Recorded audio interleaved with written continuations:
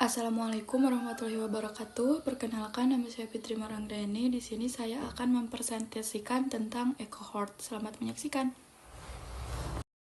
Nah, yang pertama ada pengertian. E-cohort adalah sistem digitalisasi kohort pelayanan kesehatan ibu dan anak atau KIA di Indonesia. Aplikasi ini mencakup data pelayanan kesehatan untuk ibu hamil, ibu bersalin, ibu nifas, neonatus atau bayi baru lahir, bayi dan balita atau anak di bawah usia 5 tahun. E-cohort kebidanan adalah sebuah kumpulan data elektronik yang terdiri dari informasi tentang ibu hamil, bayi yang baru lahir, atau populasi terkait kebidanan lainnya. Data ini dikumpulkan dari berbagai sumber seperti catatan medis elektronik, survei online, atau aplikasi kesehatan. Adapun manfaat utama dari aplikasi e-cohort ini yang pertama, untuk pengumpulan data yang efisien.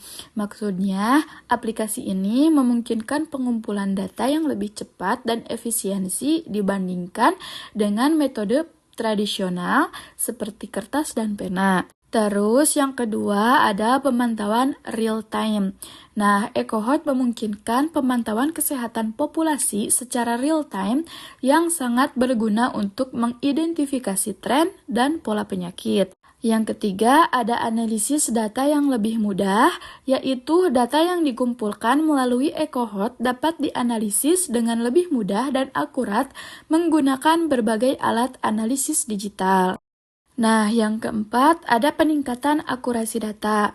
Aplikasi ini dapat mengurangi kesalahan manusia dalam pengisian data dan memastikan data yang dikumpulkan lebih akurat dan konsisten. Yang kelima, ada aksesibilitas data. Data yang dikumpulkan dapat diakses oleh peneliti dan pembuat kebijakan dengan lebih mudah, memungkinkan pengambilan keputusan yang lebih cepat dan berbasis data. Yang keenam, ada penyebaran informasi.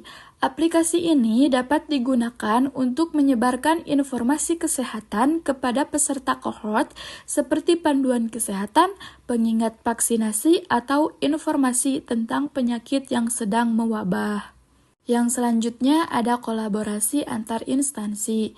Ini untuk memungkinkan berbagai instansi kesehatan untuk berkolaborasi dalam pengumpulan dan analisis data, meningkatkan efektivitas program kesehatan masyarakat. Yang terakhir ada respon cepat terhadap wabah, memungkinkan respon yang lebih cepat dan terkoordinasi terhadap wabah penyakit karena data dapat diakses dan dianalisis secara real time. Adapun tujuan utama dari e-cohort kebidanan adalah untuk memahami dan mempelajari berbagai aspek yang terkait dengan kehamilan, persalinan, dan kesehatan reproduksi serta meningkatkan perawatan dan hasil kesehatan bagi ibu dan bayi.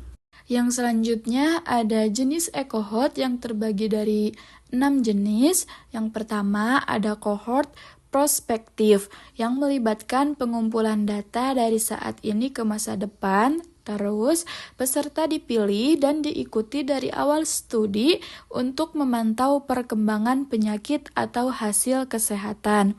Contohnya, studi Framingham Heart yang memantau faktor risiko penyakit jantung dari populasi umum. Yang kedua ada cohort retrospektif, yaitu menggunakan data yang telah dikumpulkan di masa lalu.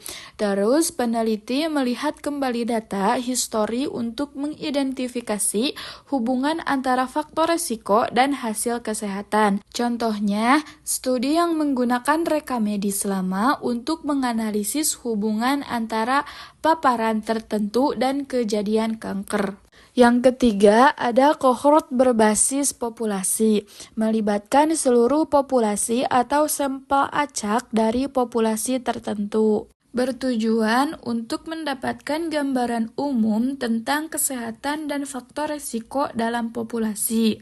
Contohnya, studi kohort nasional yang memantau kesehatan masyarakat di seluruh negara. Yang keempat ada cohort klinis, berfokus pada pasien yang memiliki kondisi medis tertentu atau menerima perawatan tertentu. Bertujuan untuk mempelajari perjalanan penyakit, respon terhadap pengobatan, dan hasil kesehatan. Contohnya, kohort pasien dengan diabetes yang diikuti untuk mempelajari komplikasi jangka panjang. Yang kelima, ada kohort khusus yang berfokus pada kelompok tertentu berdasarkan karakteristik unik seperti pekerjaan, paparan lingkungan, atau status genetik. Contohnya, kohort pekerja di industri tertentu untuk mempelajari dampak paparan bahan kimia di tempat kerjanya.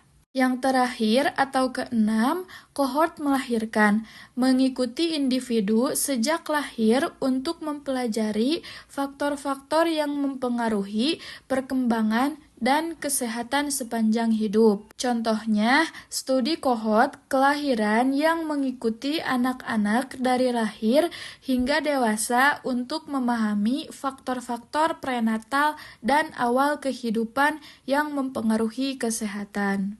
Nah, mungkin sekian presentasi yang dapat saya sampaikan. Terima kasih. Wassalamualaikum warahmatullahi wabarakatuh.